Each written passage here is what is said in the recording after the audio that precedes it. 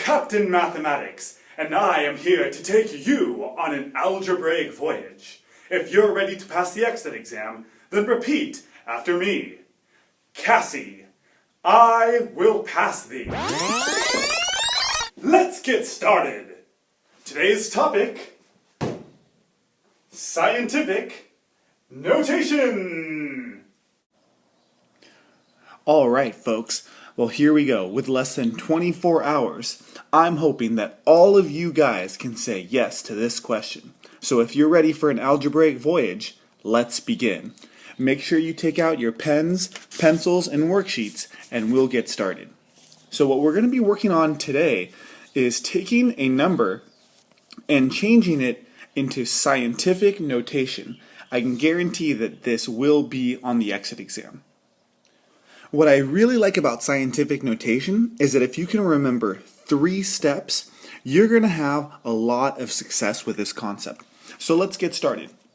Here is step number 1, and I'm going to be working on this problem right here. And actually, I'm going to move my paper over just a little bit so you guys can see what I'm doing. Okay, so with scientific notation, step number 1 is to always write times 10. So I'm going to give everyone a second to do that. Come over here to the side of your paper and write times 10. Step number 2. Ask yourselves, is this number bigger than 1? If the answer to that question is yes, then you're going to take your number, which is 3,400, and you're going to put a decimal point right behind that number. Now, the next part is to take your pen or pencil, and move this decimal right behind the first number. So we do that by moving it 1, 2, 3 places. That's step number 2. Now, take this number and move it right over here. So you're going to put 3.4. Now we're almost done. Here comes step 3, the final step. Ask yourself, how many little moves did you make to get that decimal point here? Let's count them together. We moved 1, 2, 3 spaces. You're going to take that number 3 and put it right here. Now you're done. That's it. 3 easy steps to take this number and write it in scientific notation. So I'm going to put that here, which is 3.4 times 10 to the 3rd power. I'll let everyone take a look at this for a second. Now I'm going to do one more problem, because when your number is less than 1, like we have here in question number 2, then one little thing changes. So I'm going to take a pause there, let you guys take a look at all of this, and if you have any questions, remember you can always tweet me at FrancoLoveToTeach for assistance. Okay, ladies and gentlemen, so if you have those steps down, let's use those steps on a number that's less than 1. So I'm going to take this number here, number 2, and let's move the paper over just a little bit so everyone can see what I'm doing. I'm going to use this space up here to show you my work. Okay, so step 1. Make sure to always write times 10. And now, the next step is to ask ourselves, is this number less than 1? Or more than 1. So this number here is really small. This number is less than 1. So what I'm going to do, so that you guys can see my work, is I'm going to take this number and I'm just going to move it over here so you guys can see what I'm doing. So once again, that number is 0.0000023. Okay, since this number is less than 1, our goal is to move the decimal point right behind the 2. So let's do that by making our little jumps here.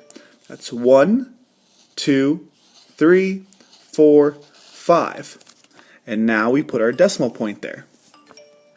Next step is to take our 2.3 and move it right by the times 10. So let's do that. Now here is the only difference between our other problem. Since this number that we first started with is less than 1, and we had to move our decimal to the right, we are going to have a negative number up here by the 10. Now, last step, let's count our jumps again. That's 1, 2, 3, 4, 5. We're going to put 5 up here. We made 5 jumps to move our decimal, and since we moved to the right and our number was less than 1 at the beginning, we put a negative sign there.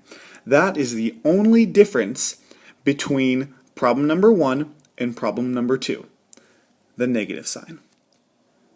Okay folks, here we go. Here is the last concept dealing with scientific notation that you're going to see on the exit exam.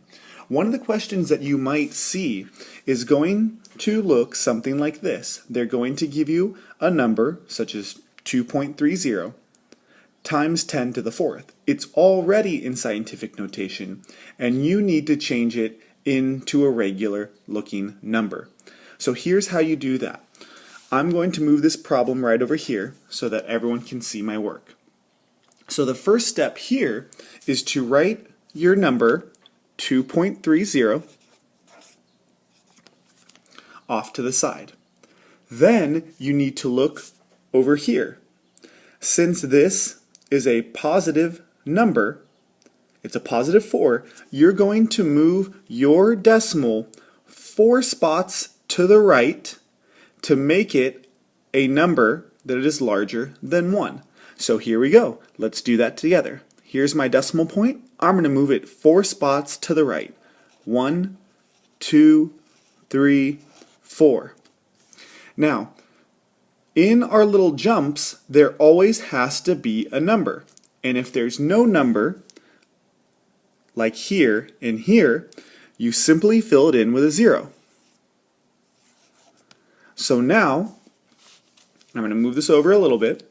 So now we have this number. And that is 23,000.